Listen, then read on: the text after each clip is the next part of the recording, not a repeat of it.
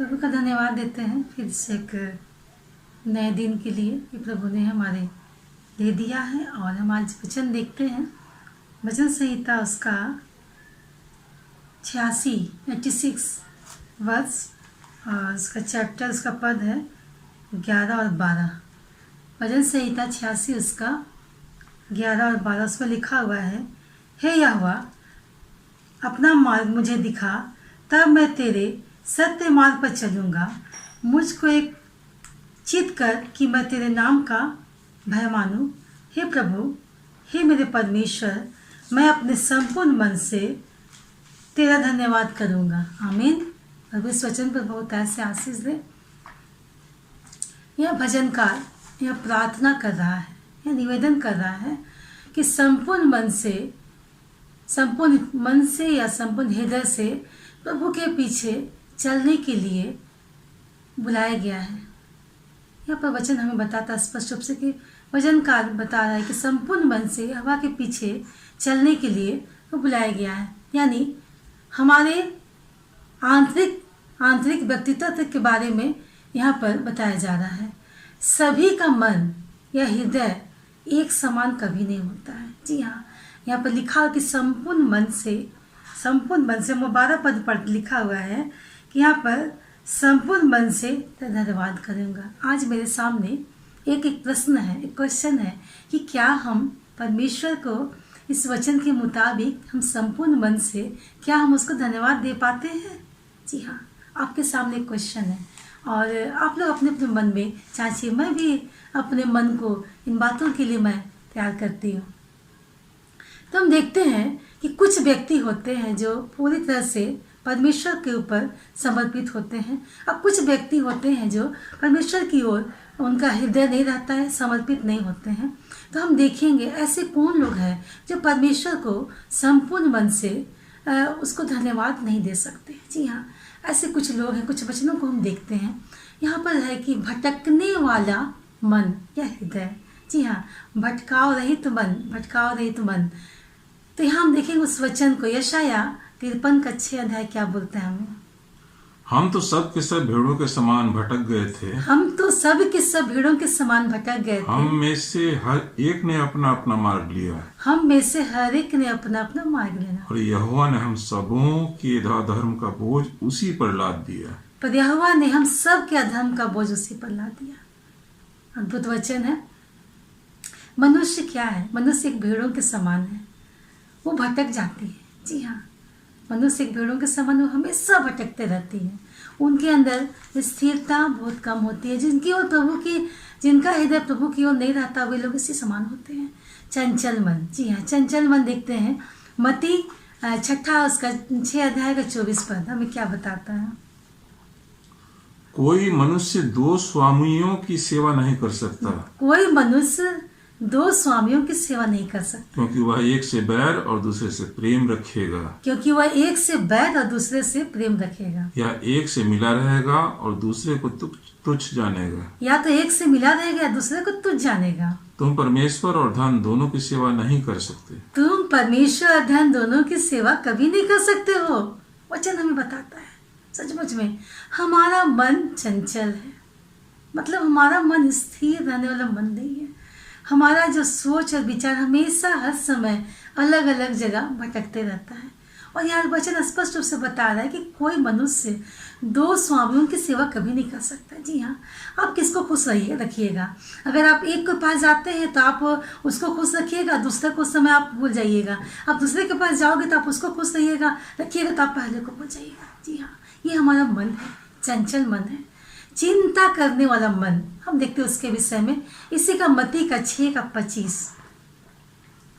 इसलिए मैं तुमसे कहता हूँ कि अपने प्राण के लिए यह चिंता न करना कि हम क्या खाएंगे और क्या पिएंगे। अपने प्राण के लिए ये चिंता कभी मत करना कि हम क्या खाएंगे और क्या पिएंगे। और न अपने शरीर के लिए कि क्या पहनेंगे। क्या प्राण भोजन से और शरीर वस्त्र से बढ़कर नहीं। क्या प्राण शरीर से बढ़कर और वस्त्र से बढ़कर नहीं है। जी हाँ, वचन हमें हमारा एक मानव स्वभाव है चिंता। जी हाँ, आजकल हम देखते हैं कि बहुत सारे लोग चिंतित हैं कई एक वजह से। उनकी रोजगार समाप्त हो चुकी है या अन्य अन्य समस्याएं उनके पास में है। जी हाँ, क्या हम चिंता करके इन बातों को दूर कर सकते हैं? वचन हमें बताता है जी हाँ, कभी नहीं। वो स्वर्गीय पिता है जो हमारे लिए हर एक बातों को पूरा करता है। तो हम चिंता करने वाले मन को लेके हम परमेश्वर को संपूर्ण मन से कभी धन्यवाद नहीं कर सकते हैं। देखिए संसारिक हृदय, संसारिक मन क्या बोलता है, पहला यूहन्ना और दूसरा अध्याय उसका 16 पर। पहला यूहन्ना उसका दूसरा अध्याय और 16 पर। क्योंकि जो कुछ संसार में है, अर्थात शरीर की अभिलाषा और आंखों की अभिलाषा, अर्थात शरीर की अभिलाषा, आंखों की अभिलाषा और जीविका का घमंड, वह पिता की ओर से नहीं परंतु संसार की ओर से है। वो पिता की ओर से नहीं है परंतु ये संसार की ओर से है। जी हाँ, यहाँ संसारिक मन, संसारिक हृदय हमेशा हमें संसार की बातों की ओर हमारा ध्यान जाता है। जी हाँ, परमेश्वर को हम ऐसे मन से भी कभी धन्यवाद नहीं दे सकते हैं, संपूर्ण मन से कभी धन्यवाद नहीं दे सकते। एक देखते हैं हम अंतिम बात है ना, अंतिम मन, दुष्ट मन। हम देखेंगे यिर्मयाह की पुस्तक 17 अध्याय और उसका 9 पद क्या बोलता है। दुष्ट मन, दुष्टता भरा मन तो सब वस्तुओं से अधिक धोखा देने वाला होता है। मन तो सब वस्तुओं से बढ़कर धोखा देने वाला होता है। उसमें असाध्य रोग लगा है, उसका भेद कौन समझ सकता है। आमीन। जी हाँ, परमेश्वर उसका भेद समझ सकता है। इसलिए हम यहाँ पर मन जो सबसे अधिक धोखा देने वाला है। वचन हमको बताता है मन में कड़वे विचार हमेशा आते हैं, हमेशा किसी के प्रति बदला लेने की भावना आती है, किसी के प्रति बुराई करने की भावना आती है। ईर्ष्या की, डाह की, नाना प्रकार की बुराइयां हमारे मन में उत्पन्न होती है। हमारी इच्छा जो है वो मन से जुड़ी हुई है। जी हाँ, ये सारी बातें हमारे मन में से उत्पन्न होती है। और जो लोग, जी हाँ, वचन हमें बताता है, ये भजन संहिता उसका 86 उसका 12 अध्याय, कि हम ऐसे मन लेके कभी भी परमेश्वर का संपूर्ण मन से धन्यवाद नहीं दे सकते।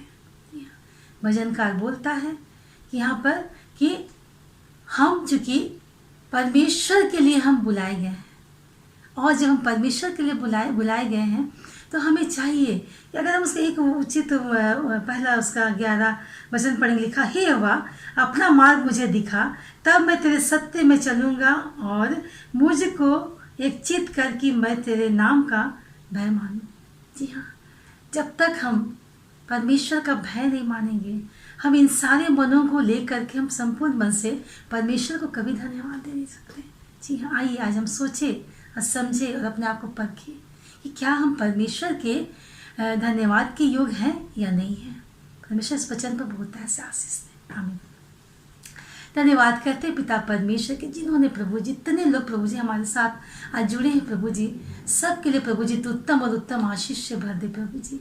उनके जीवन में प्रभु जी वो सारी बातें जो प्रभु जी उनके अच्छे भले के लिए प्रभु जी उन बातों को दे प्रभु जी, ताकि पिता परमेश्वर ये सारी चिंताएं जो कुछ हमने देखा प्रभु जी हमारे मन के बारे, हृदय के बारे प्रभु जी, सारी बातों को हम पीछे छोड़ के प्रभु जी सारे मन से प्रभु जी हम तुझसे प्रेम रखने पाए, सारी बुद्धि से प्रभु जी हम तुझसे प्रेम रखने पाए, सारे धन से प्रभु जी हम तुझसे प्रेम रखने पाए। सचमुच है प्रभु जी, आज के दिन प्रभु जितने लोग हमारे साथ जुड़े हैं प्रभु जी, सबके जीवन में प्रभु जी इस सामत को उंडेल प्रभु जी। सचमुच है प्रभु जी, हम हर बात को प्रभु जी हम तेरे सम्मुख प्रभु जी हम रखने पाए पिता परमेश्वर, और ये सारी चिंताएं हमारे जीवन से यथाशीघ्र जाएगा पिता परमेश्वर, ये हमारा विश्वास है प्रभु जी।